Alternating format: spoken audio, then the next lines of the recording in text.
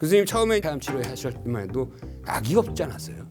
없었죠. 네. 이제 그때는 이제 폐암 환자는 치료를 안 하면 6개월, 치료를 해도 10개월 정도. 네. 20년 정도 흘렀으니까 많은 것들이 좀 변했을 것 같거든요. 폐암처럼 이렇게 20년 동안 발전이 뭐 상상을 초월할 정도로 된 경우는 별로 없다고 생각해요. 우리 기억에 남는 환자 있어요?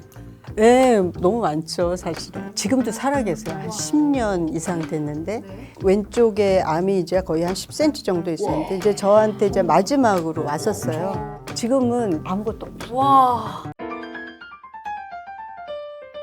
자, 김철중의 이름은 낫는다. 한국인이 가장 두려워하는 질환은 단연 암입니다. 그런데 암 치료의 패러다임이 바뀌면서 이제는 관리 가능한 질환으로 달라지고 있는데요. 그 중심에는 바로 항암 치료가 있습니다. 오늘 이 항암제의 현재와 미래에 대해서 이야기 나눠보도록 하겠습니다. 네, 세계적인 종양학자 안명주 한양대병원 혈액종양내과 교수님과 함께하겠습니다. 어서 오세요. 네, 안녕하십니까. 반갑습니다. 안녕하십니까. 자, 우리 안명주 교수님은 그 세계적인 종양학자로 이제 소개했듯이 특히 이제 폐암 쪽의 치료 권위자시고 삼성 서울병원에 오래 계시다가 이제 최근에 모교인 한양대병원으로 옮겨서 또 네. 신문에 또 많이 나오고. 또 옮기신 특별한 이유가 있으실까요? 2006년에 이제 삼성 서울병원으로 가서 한 20년 동안 환자도 많이 보고 뭐 논문도 많이 쓰고 여러 가지 뭐 경험과 성과를 많이 쌓고 정년을 하고 이제 뭘 할까 이제 고민하다가 의사로서 첫 출발을 하게 된 게 이제 한양대였고 이제 제가 이제 했던 경험을 바탕으로 한양대 모교에 있는 젊은 의사들 제자 후배들하고 함께 한양대의 암 진료 역량을 좀 한 단계 높이는데 좀 기여를 하고 싶어서 이제 모교로 가게 됐습니다. 좋습니다. 자, 그러면 이제 우리 이제 본격적으로 항암제 얘기를 해보겠는데 교수님 처음에 폐암 치료 하실 때만 해도 약이 없지 않았어요? 없었죠. 네. 거의 한 10개 정도 항암제가 있었어요. 그 당시에? 그래서 그 당시에. 네. 10개도 안 됐죠. 손에 꼽은 항암제로 모든 환자를 치료했었어요. 와, 그래서 그때는 이제 폐암 환자는 치료를 안 하면 6개월, 치료를 해도 10개월 정도. 예.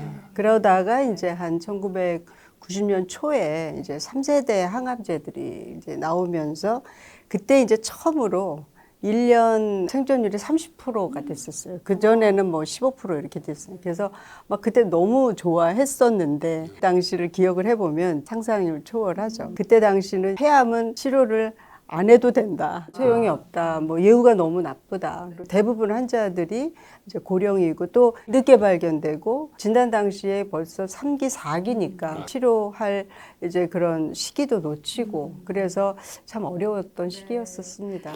20년 정도 흘렀으니까 많은 것들이 좀 변했을 것 같거든요. 뭐 엄청나게 변했죠. 뭐 폐암처럼 이렇게 20년 동안 발전이 뭐 상상을 초월할 정도로 된 경우는 별로 없다고 생각해요. 그래서 2004년에 이제 그 EGFR 유전자 돌연변이가 처음으로 발견이 됐어요. 그래서 발견이 되면서 그거에 맞는 이제 분자 표적 치료가 생기고 그다음에 이제 차세대 염기 서열 분석이라는 게 있어요. 그래서 이거를 이제 굉장히 많은 유전자들을 한꺼번에 찾아내는 유전자 그런 기법이 이제 되면서 이제 이 폐암 중에서도 특히 이제 서남에서 굉장히 다양한 유전자들이 막 나오는 거예요. 네. 그러면 이게 유전자 변이가 없는 암도 있어요? 그렇죠. 당연하죠. 있어요. 네, 근데 네. 유전자 변이로 암이 생기는 경우는 약 대략 몇 프로인가요? 보통은 거의 한 지금 봐도 한 60% 정도. 60%. 유전자 변이를 이제 찾을 수가 있게 됐으니까 그걸 그렇죠. 차단시키는 약물을 쓸 수 있게 된다. 뭐 그렇죠. 그런 상황인 예, 거죠. 그 약물이 이제 표적 치료제가 EGFR 맨 처음에 폐암 치료제 나온 그 약 이름이 뭐였죠? 이레사. 이레사. 네. 이레사는 2002년에 개발이 됐어요. 그래서 그때는 이런 유전자 돌연변이에 대한 개념이 없었어요. 그때만 해도. 그러다가 이제 그 약을 이제 해보니까 너무 잘 드는 환자 그룹이 있는 거예요. 그 그룹이 보니까 이제 비흡연자, 여성, 그 다음에 서남 이렇게 된 거예요. 그래서 나중에 이제 2년 있다가 미국에서 이제 두 아카데미아에서 이제 발견을 한 게 EGFR 유전자 돌연변이가 있었던 거죠.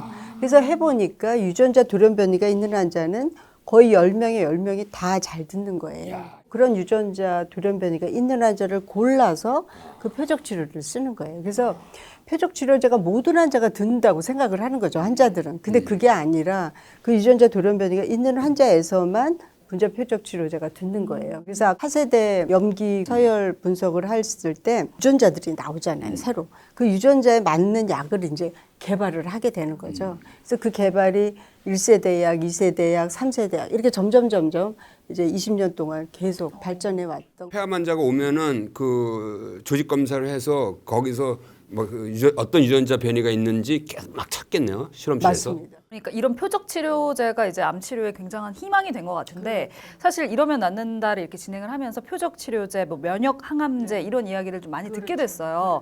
근데 정확히 이 치료제들이 어떤 기전으로 암을 치료하게 되는 건지 이 부분이 사실 일반인 입장에서 굉장히 궁금하거든요. 2012년에 어떤 약이 나왔냐면 면역 관문 억제제라는 약이 나왔어요.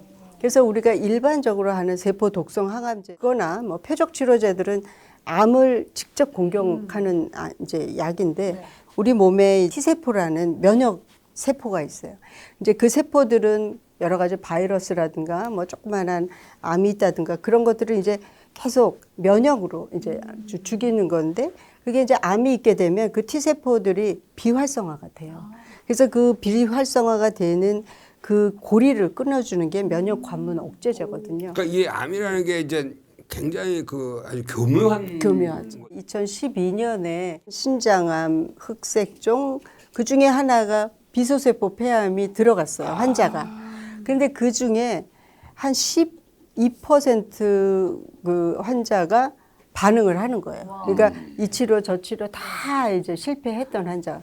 근데 더 중요한 거는 그 환자의 일부 환자들은 거의 1년, 2년 이상 쭉 반응이 지속이 되는 거죠. 그러게 이게 이제 표적 치료제와 면역 항암제가 완전히 다른 거예요. 그래서 표적 치료제는 한번 표적이 들어가면 금방 좋아져요. 확 좋아지지만 이제 시간이 지나면 또 내성이 생기는데 근데 면역 항암제는 모든 환자가 듣지는 않아요. 왜냐하면 이게 무슨 표적이 있는 건 아니니까. 하지만 일부 환자가 듣는 환자들은 너무 오랫동안 지속되는 거죠. 이제 그런 것들이 이제 이 두 약제가 완전히 다른 거죠. 표적 치료제 대상이 되는 암하고 면역 항암제가 듣는 대상은 좀 달라요. 조금 다르죠. 예, 예. 그래서 표적 치료제가 듣는 환자는 대부분이 면역 항암제가 잘 안 들어요. 와, 신기하네. 이 면역 항암제 듣는 폐암은 전체 폐암에서 약 몇 프로일까요? 40% 정도 40%. 되는 거죠. 그런데 이제 면역 항암제만으로 이제 잘 듣는 사람도 있지만 이제 그렇게 이제 PD-L1이 발현이 적은 사람들도 있어요. 이제 그런 분들은 항암이랑 같이 쓰는 거예요. 항암이랑 면역 억제제랑 같이 쓰게 되면 이제 거의 비슷한 정도의 효과가 나타나는. 아까 정리하면 그 표적 치료제는 거의 다 내성이 생긴다고 그랬잖아요. 그럼 또 다른 약을 써야 되나요? 그렇죠. 그래서 이제 그렇게 되면 이제 저희가 혈액이나 아니면 조직 검사를 다시 해요. 다시 해서 그 돌연변이가 뭔지를 또 찾는 거예요. 또 찾아서 거기에 맞는 그거를 약이 또 있으면? 극복하는 2세대, 3세대. 그래서 지금 이제 표적 치료제는 계속 1세대, 2세대, 3세대 점점 진화하고 있습니다. 우리 기억에 남는 환자 있어요?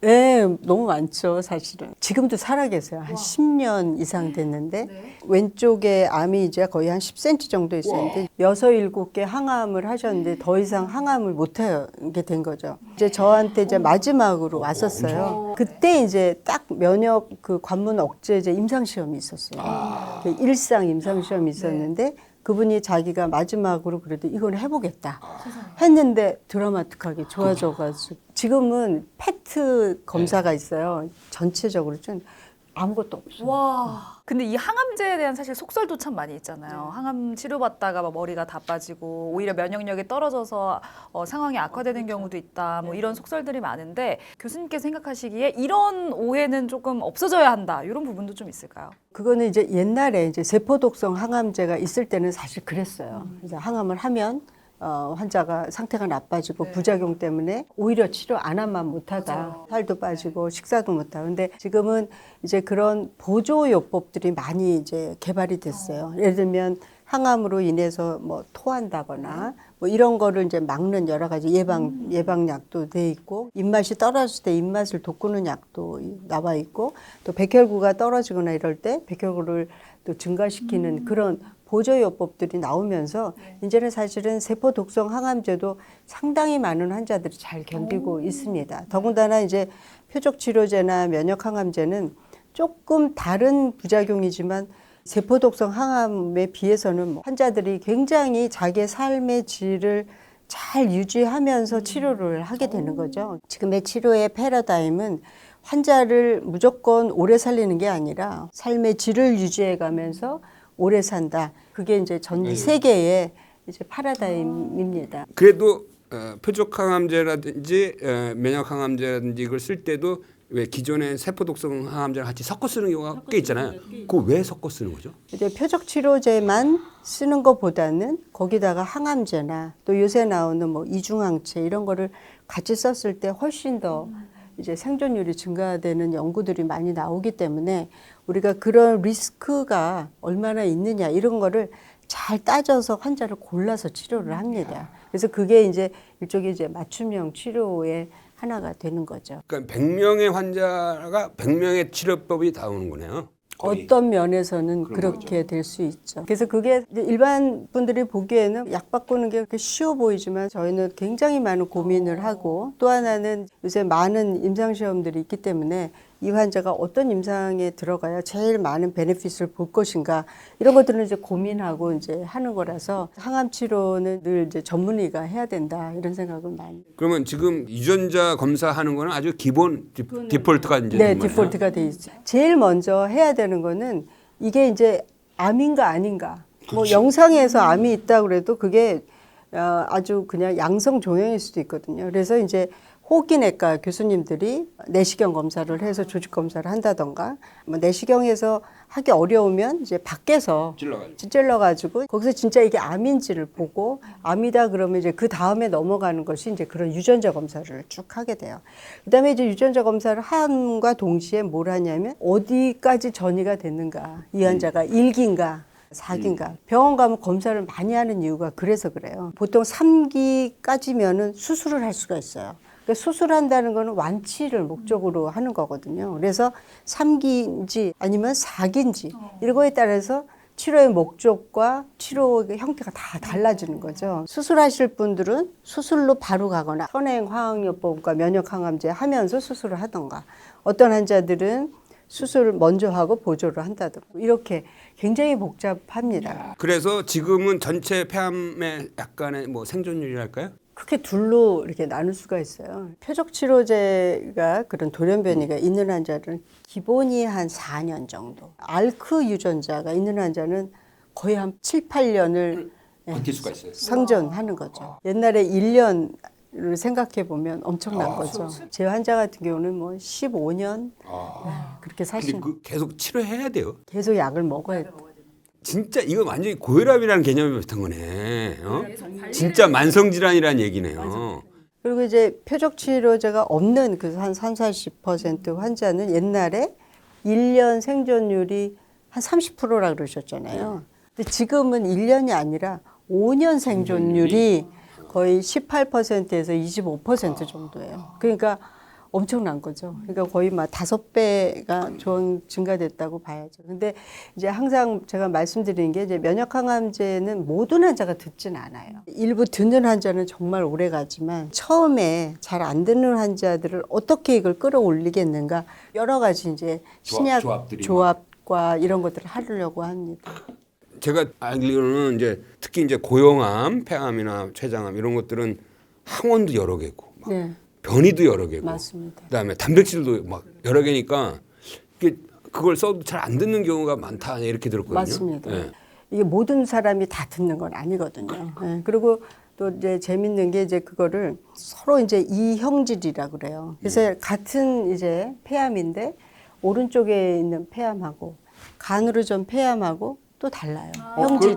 거기다가 이제 항암을 하게 되면 또 달라지고 그래서 이제 점점 이게 100% 완치가 어려운 게 아직은 정복하기가 쉽지가 않습니다. 굉장히 많은 항체 약물 복합체들이 이제 개발이 됐는데 사실은 성공한 게 그렇게 많지가 않은 거예요, 현재. 그래서 이제 그런 거를 어떻게 하면 부작용을 줄이고 단백이 딱 가서 붙게 특이한 이제 그 약을 이제 개발하는 것이 이제 지금의 트렌드입니다. 그런 지금 방향성을 방향성을 계속 이제 가지고 연구를 하고 있어요. 네, 암을 또 백신으로 예방하는 시대가 온다 이런 말도 사실 있잖아요. 네. 자궁경부암 같은 경우에 이미 예, 이제 뭐 백신이기도 이미 하고. 이미 자궁경부암, 그다음에 일부 이제 두경부암 중에서도 이제 그 편도선암, 그게 구강암 이런 것도 휴먼 파필로마 바이러스가 또 연관이 된다고 돼 있어요. 그래서 그런 백신이 아마 두경부암 예방에도 중요할 것 같고 이미 이제 간암에서는 그 백신으로 이제 비형 간염에 의한 간암은 많이 줄었거든요. 그렇지만 이제 아직까지도 이제 다른 암에서의 백신으로 예방하는 거는 아직은 조금 갈 길이 좀 멀죠. 이제 암이 생기는 게 환경, 또 유전자 변이, 또 굉장히 여러 가지 복합이 돼 있기 때문에 어떤 하나의 바이러스나 이런 걸로 설명하기가 어려워요. 그래서 백신을 만들기가 어려운데 이제 최근에는 이제 폐암인 경우는 수술하고 그 환자의 종양에서 이제 유전자를 검사를 해요. 네. 그래서 그거를 이제 한 열 몇 개 유전자를 우리 왜 그 모더나 백신 같이 그 mRNA. 백신에다 mRNA 백신에다가 넣어요. 그래서 그거를 환자한테 주는 거예요. 이게 예방 차원은 아니지만 환자가 재발하지 않게. 그래서 그거는 이미 이제 모더나 백신으로 그런 이야, 그것도 획기적인 지금 건데요? 획기적으로 해서 지금 임상 연구 다 끝났어요. 그래서 이제 결과를 기다리고 있습니다. 지금 암 진단을 받고 많은 고민을 하고 있는 암 환자들한테도 한번 말씀해 주십시오.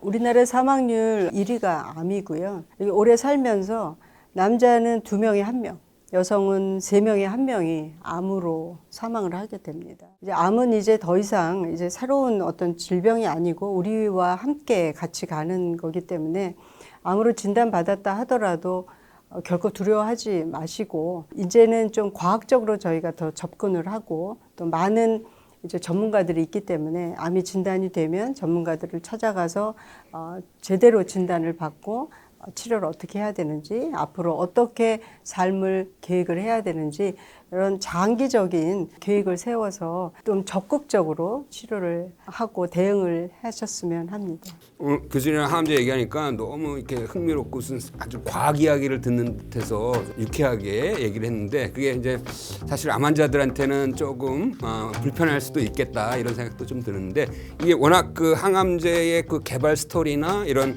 그 항암제를 쓰는 그 방법들은 진짜 너무나 흥미롭고 과학 세상 같은 그런 생각이 들었습니다. 영상 보시면서 궁금한 점 있으셨다면 댓글 남겨주시고요. 저희는 다음 이 시간에 또 유익한 정보로 찾아오도록 하겠습니다. 함께해 주신 안명주 한양대병원 혈액종양내과 교수님 고맙습니다. 네, 감사합니다. 네. 네.